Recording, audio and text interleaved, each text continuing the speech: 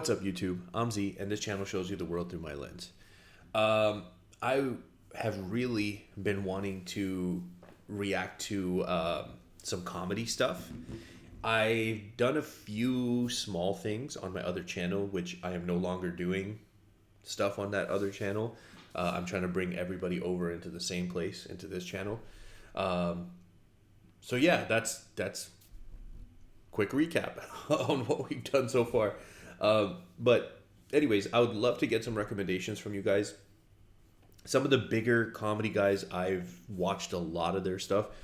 So I thought if I do some maybe slightly smaller comedians in terms of like their reach, I have a better chance of checking out things that I haven't seen. But then if that kind of triggers like comments from you guys and suggestions, then we can kind of get this ball rolling and maybe do some comedians that you guys would be more interested in.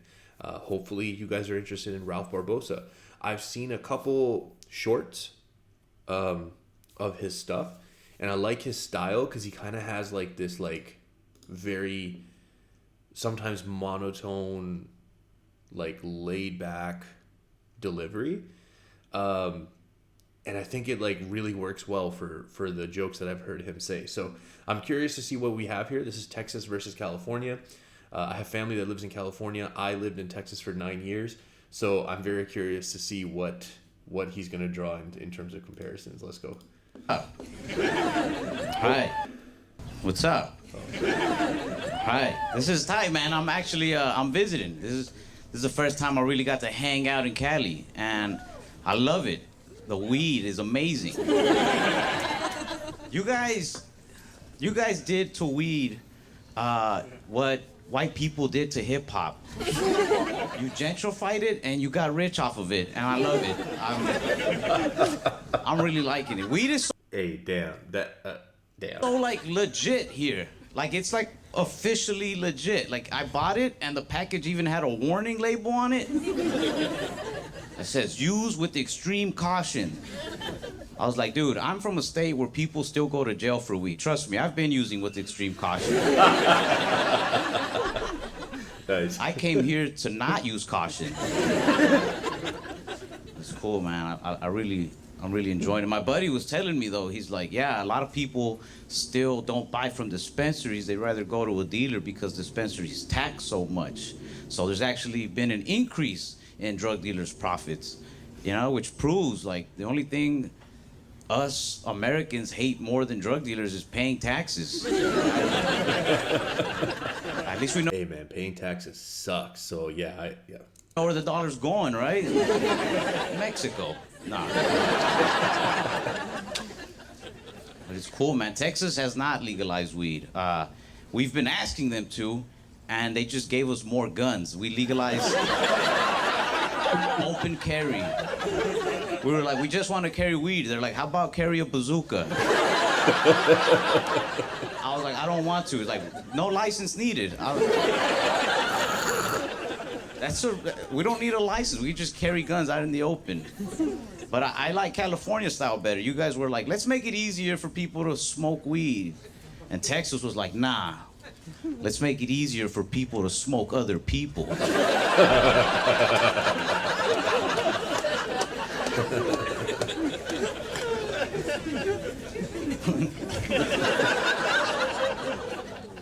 Actually, a while back, I had two friends go to prison for selling drugs. And don't worry, the story gets better. Not for them, they're in prison, but for me, I got material out of it. I like it. When drug dealers call you from prison, they always ask the same question. They're always like, who would have thought I'd go from driving the Benz to sleeping in a cell? Everybody. That's why we asked you to stop.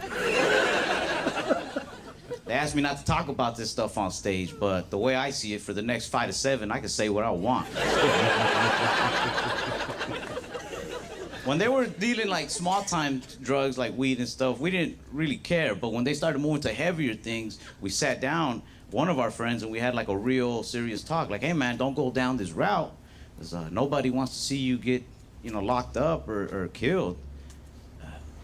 And then he started taking us out to eat to really nice restaurants. And we were all just like, heroin's not that bad.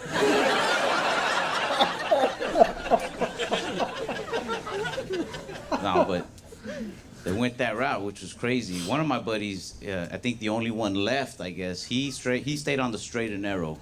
He has a job at Target, and he loves his job at Target so much that sometimes I wish he would have just gotten involved with drugs instead. He doesn't like when I leave things laying around the store. Like, he'll find a shirt and he'll bring it to me, like if his friend died in it or something. He's like, hey man, did you do this? Like, yeah. He's like, no man, I don't think you get it. You see, people like you who leave stuff laying around the store are the reason that people like me have to spend hours restocking all these items. And I said, hey man, I don't think you get it. I think people like me are the reason people like you have a job. I knew it was funny. You work for me now. But I'm very close with my friends, especially because I was an only child. I was an only child for a while until I found out that I have half siblings, which that got me excited. Finding out you have half siblings out there is like finding out that they made sequels to your favorite movie. You know, when you first hear about these sequels, you want to see these never-before-seen sequels. But then you meet the sequels, and you're like, they should have just stopped after that last one. Honestly, the first one is the best. Like this. But I was an only child for a long time, which I feel made me into a social weirdo. Like, I don't really like going out. My friends will force me to go out to like bars and parties. And on the way to a party, they always say the same thing. They always be like, you excited? Come on, get excited. Never once has it worked on me. Like, never once have I been like, all right, here I go. I don't like when they say that. Come on, get excited. That's like handing somebody a drink and being like, come on, drink it. Like, dude, the more you force this, the less I want to party with you. But I'll go to parties, but I'm trying so hard to, like, be social. But I think people know I'm forcing it. I feel like I'm an undercover cop at parties. Because I just walk around talking to myself. Be like, play it cool, Ralph. They think you're one of them. And then somebody will walk up and be like, hey, you know where the restroom's at? And I'll be like, I didn't want to be here. Walk to my car like, you blew it.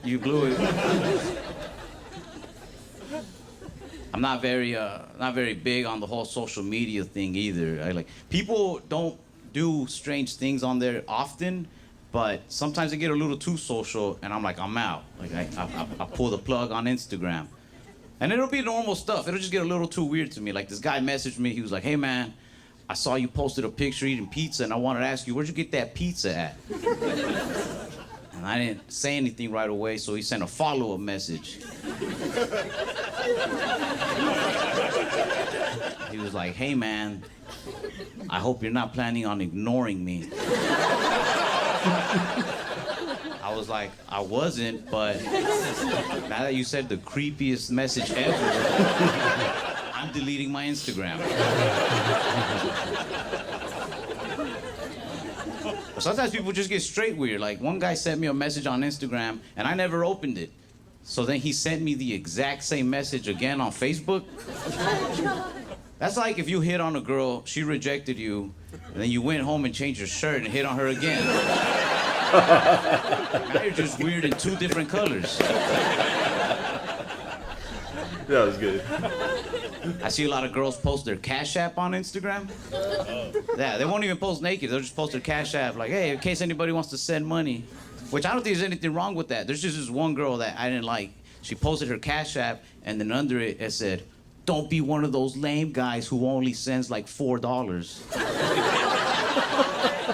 I didn't even know her, but that made me so mad, I sent her a message.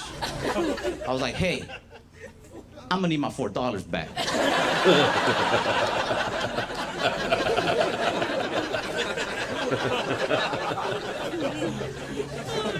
One of my friends made $800 in one day through Instagram. Yeah, she doesn't pose naked or anything. So I'm proud of her for making that money, but I don't know why I'm proud exactly. She says one guy sends her $400 anytime she has an hour to kill just to talk to him about his troubles. Which, like, good for her. That's like, most people have to spend 6-8 years in college to become licensed therapists. She skipped it. Her license is like a cute selfie and her cash tag under it. That's her therapy license. That's the equivalent of like going straight to the NBA right out of high school. Like, that's why, like, don't get me wrong. I definitely do believe men, women equals. I just don't think we're equal all the time. If I had to bet money on a dunking contest, well, I'm sorry, I'm gonna put my money on men. But if I had to bet money on like a post your Cash App and see who sends you the most money contest,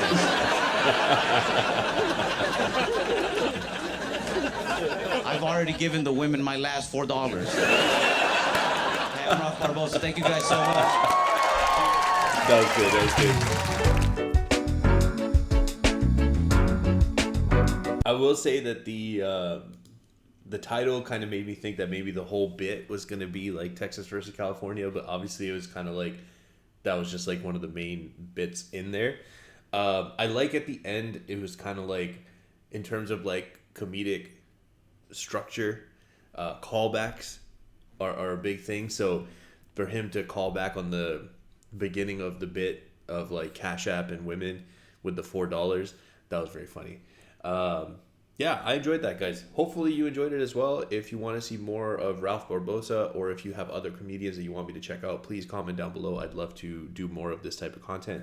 If you guys are still here, I appreciate you spending your time with me. I hope you have an amazing day, and I'll see you next time.